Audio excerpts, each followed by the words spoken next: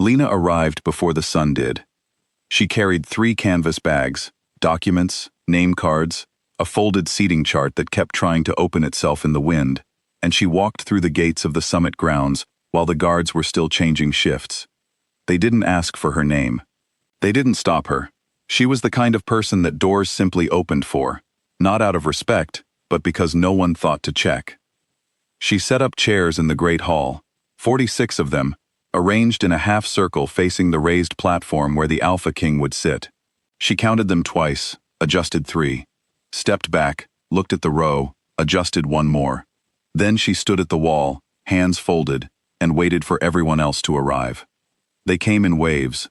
The high-rank Alphas first, then their seconds, then the mid-ranks filling the back rows. They wore their importance the way some people wear cologne, heavily. The room smelled of it. Lena watched from the wall.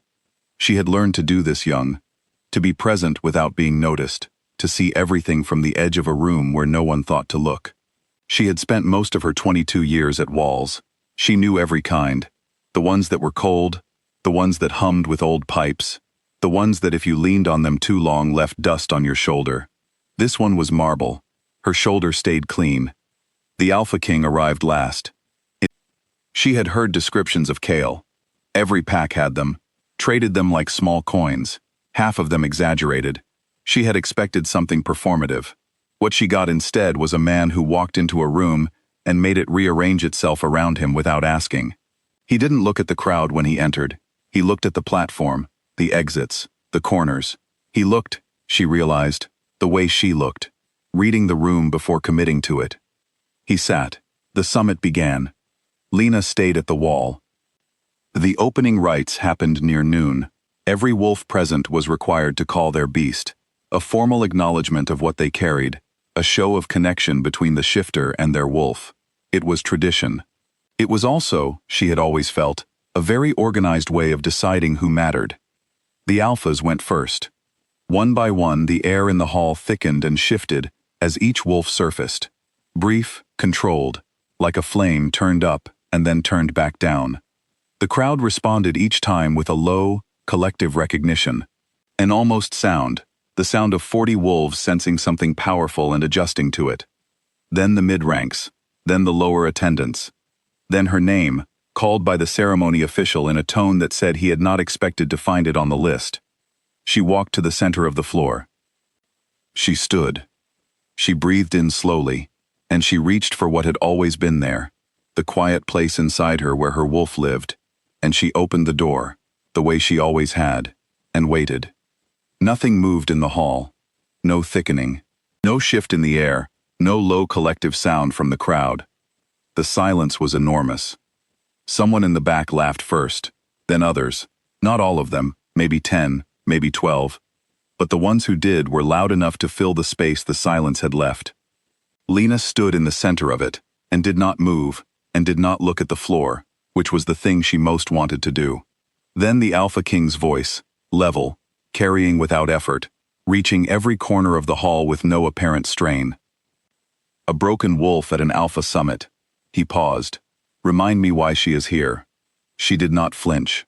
She had years of practice not flinching. Something in her chest went very still, the way water goes still before it freezes all the way through. She turned from the center of the floor and walked back to her wall, and stood there with her hands folded, and she counted the tiles between herself and the nearest door. 14. She did not walk toward the door.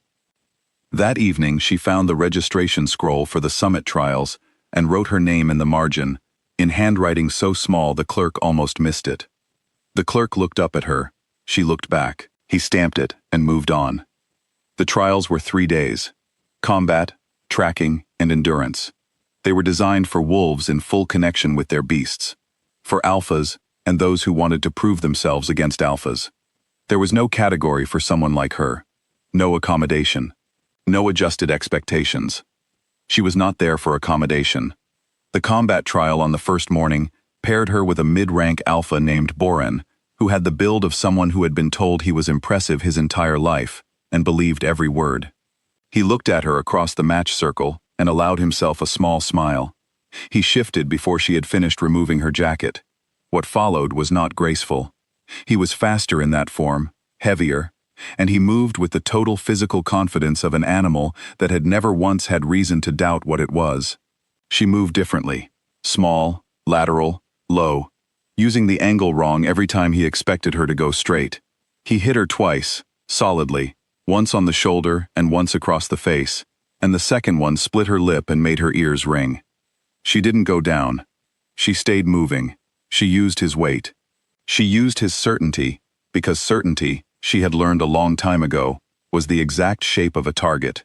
She made him turn twice when he expected to go forward, and the second time, she used his momentum to put him into the circle boundary hard enough that he stumbled across it, which ended the match. She hadn't won. The judges called it a technical conclusion, not a victory. No one in the crowd laughed when it ended. She sat afterward with a cloth pressed to her split lip and counted the bruises forming on her knuckles.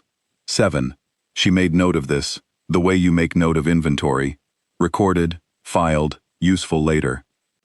The tracking trial took them into the forest on the second morning, a hidden object, somewhere in 2 square kilometers of old woodland, placed before dawn. The wolves spread out and shifted, and disappeared between the trees in their quick, fluid way, following scent lines she could not access. She went on foot and used her eyes instead. She found the object, a sealed iron box, in under an hour, tucked inside a hollow at the base of an oak that something had scratched at repeatedly, which left faint marks on the bark that read, "If you knew how to look, like an arrow." She also found something else. A path, unmapped, cutting through the eastern edge of the forest, recently used, within the last 48 hours, by something large that moved quietly and left almost nothing behind. Almost nothing was not nothing.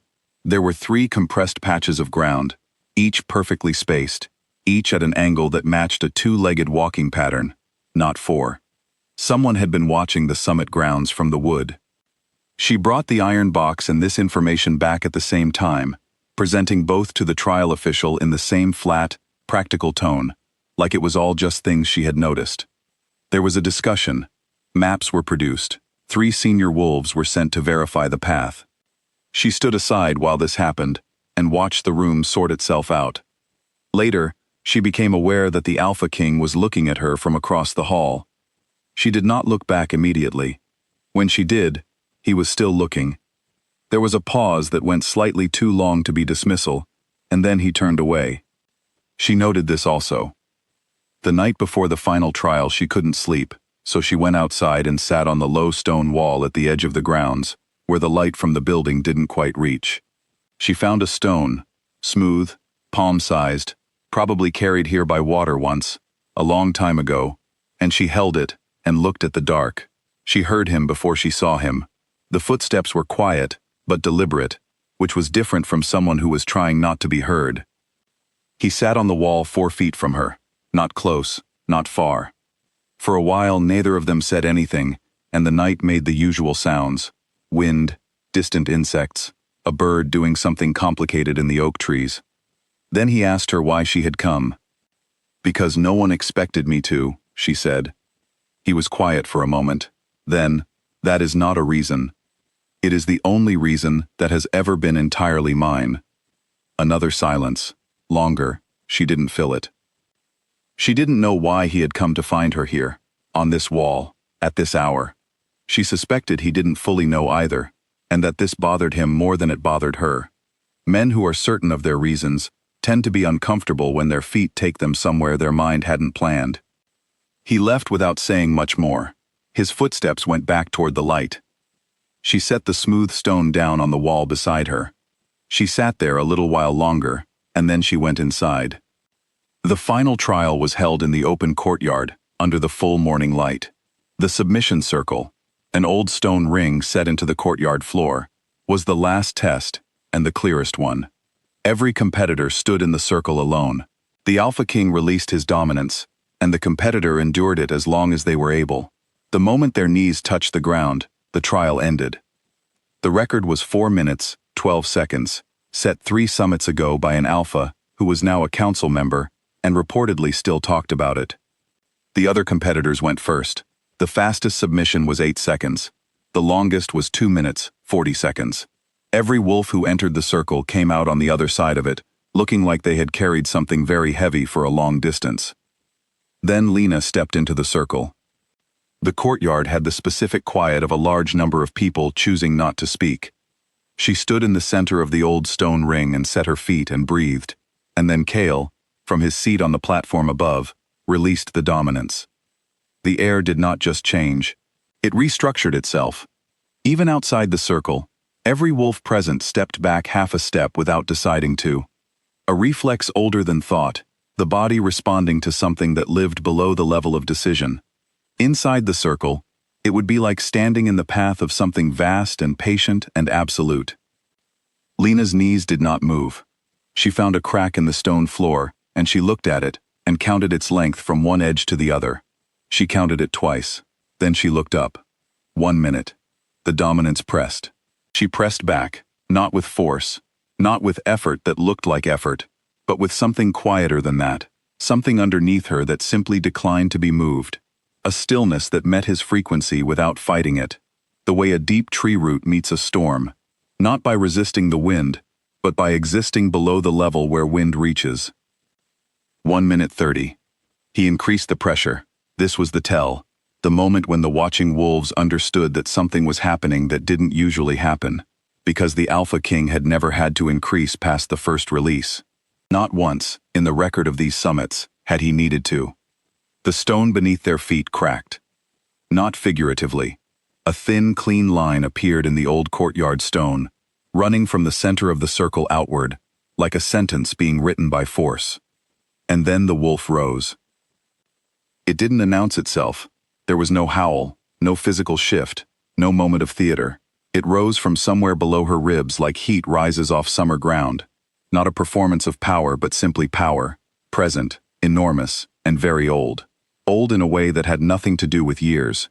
Old the way certain places are old, not because of what happened there, but because of what never changed. It filled the courtyard. Every alpha present went to one knee. Not because they decided to, not because they were instructed to. Their bodies made the decision before their minds could weigh in, obeying something below rank, below bloodline, below every hierarchy the summit had been built to measure. One knee, then another, then the rest, dropping like a slow wave around the outside of the circle. Kale did not kneel. He went very still instead, sitting on his platform with his hands resting on his knees and his eyes on her, and the expression on his face was one she had never seen described in any account of him, because it was the expression of a man confronting information that required him to completely rebuild the room inside his head. Not fear, not quite awe, the specific, quiet devastation of having been entirely wrong about something. The wolf settled. It receded the same way it had arrived, without announcement, without performance, like a tide going back to where tides come from. The courtyard air returned to itself. The alphas came back to their feet slowly, separately, in the way of people pretending they remember standing up normally. The courtyard was completely silent. Lena looked at the kneeling wolves, then at the ones now standing. She looked at the crack in the stone floor. Then she reached down and picked up her coat from where it had fallen when the dominance first hit, shook the dust from it, folded it over her arm, and walked toward the exit. Her footsteps were the only sound. She was 3 steps from the door when his voice reached her. Her name. Just that. No instruction attached, no question. Her name. Said the way you say a word you realize you have been mispronouncing your whole life, not with embarrassment, but with the careful attention of someone making sure they get it right from now on. She stopped. She did not turn around immediately. The pause was hers. She owned it the way she had never owned a room, a moment, a silence. She stood in it for exactly as long as she wanted to, with her coat folded over her arm, and the morning light coming through the door ahead of her. Then she turned. She looked at him. He looked back. Neither of them said anything. There was a great deal in the nothing they said, and all of it was the beginning of something that neither of them had a name for yet, which was, she thought, probably the most honest way for a thing to start. Somewhere behind her, on the low stone wall at the edge of the grounds, a smooth, palm-sized stone sat exactly where she had left it the night before. No one moved it. Something about it made them not want to.